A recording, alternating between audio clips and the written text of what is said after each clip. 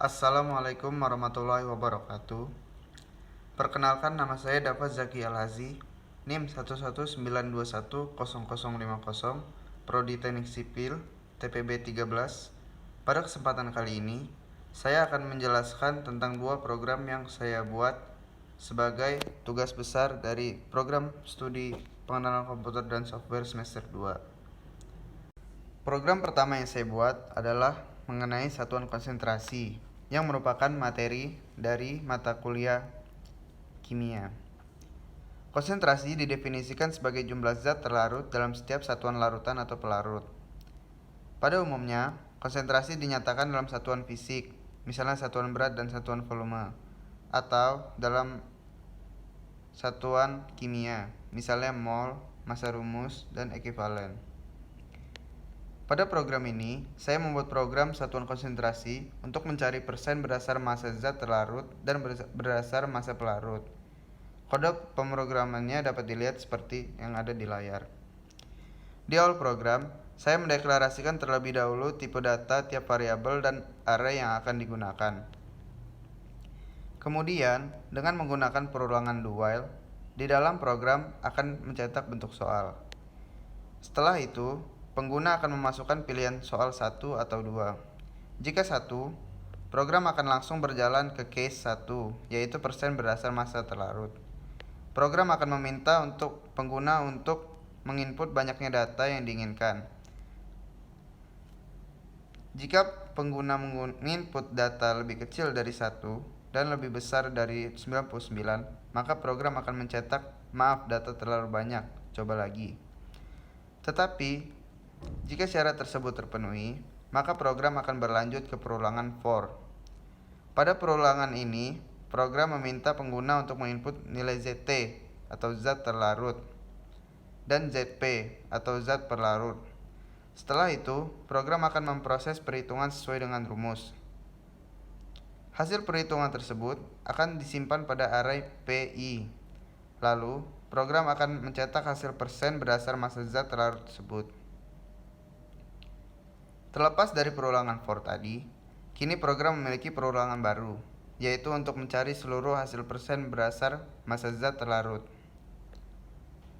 Di dalam perulangan, program memproses untuk mencari nilai maksimal dan minimal. Setelah proses selesai dilakukan, program akan mencetak hasil dari nilai maksimal, minimal, dan juga penjumlahan hasil maksimal dan minimal. Proses pada case 2 sama halnya dengan proses pada case 1, hanya berbeda pada massa saja. Jadi, jika pengguna menginput soal 2, prosesnya sama dengan pilihan soal 1. Akan tetapi, pengguna memasukkan pilihan soal selain daripada 1 atau 2, maka program akan langsung mencetak maaf, pilihan Anda tidak tersedia, coba lagi, tanpa menghiraukan proses perhitungan yang ada. Selengkapnya dapat dilihat pada layar pemrograman yang dibuat.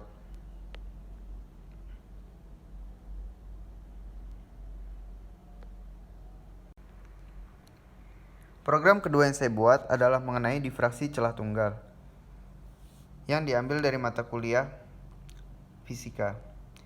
Difraksi merupakan pelenturan cahaya saat cahaya melalui celah, sehingga cahaya akan terpecah-pecah menjadi bagian-bagian yang lebih kecil dan memiliki sifat cahaya baru. Pada difraksi celah tunggal, saat cahaya melalui celah yang sangat kecil, maka dapat terjadi peristiwa terbentuknya pita gelap dan terang yang disebut sebagai difraksi celah tunggal.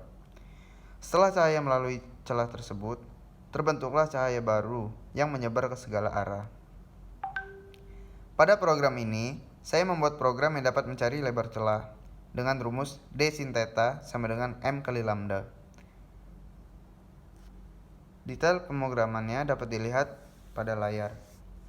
Pada awal program, terlebih dahulu saya mendeklarasikan tipe data dari setiap variabel maupun array yang akan digunakan. Setelah itu, program akan mencetak bentuk soal yang akan dicari hasilnya. Kemudian, dengan perulangan do while, di dalam saya akan mencetak definisi tiap variabel pada rumus. Lalu, pengguna akan memasukkan banyak data yang diinginkan. Setelah melakukan inputan data, Apabila banyak data yang dimasukkan kurang dari 1 atau lebih dari 99, program akan mencetak, "Maaf, data terlalu banyak, coba lagi." Kemudian dengan perulangan for, pengguna akan memasukkan nilai L, M, dan key sesuai dengan banyaknya data yang diinput sebelumnya. Program hanya dapat menghitung lebar celah dengan sudut 30 dan 90 derajat. Karena sudut selain itu memiliki nilai dengan tambahan akar. Setelah inputan nilai dilakukan, program akan melakukan proses perhitungan dengan menggunakan perkalian antara M kali L kali key sesuai dengan rumus. Lalu, program akan mencetak hasil perhitungan lebar celah tersebut yang sudah tersimpan pada array PI. Setelah itu, program akan menghitung seluruh hasil lebar celah. Proses ini dilakukan dengan perulangan for juga. Dalam perulangan tersebut, terdapat proses untuk mencari nilai maksimal dan minimal dari hasil lebar celah yang telah didapat.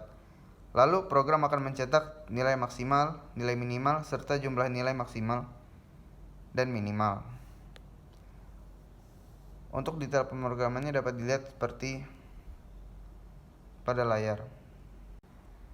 Mungkin sekian saja penjelasan dari dua program yang saya buat pada mata kuliah pengenalan komputer dan software 2 ini. Mohon maaf apabila penjelasan yang saya paparkan kurang jelas dan terdapat banyak kesalahan. Mungkin sekian saja. Terima kasih telah menonton. Assalamualaikum warahmatullahi wabarakatuh.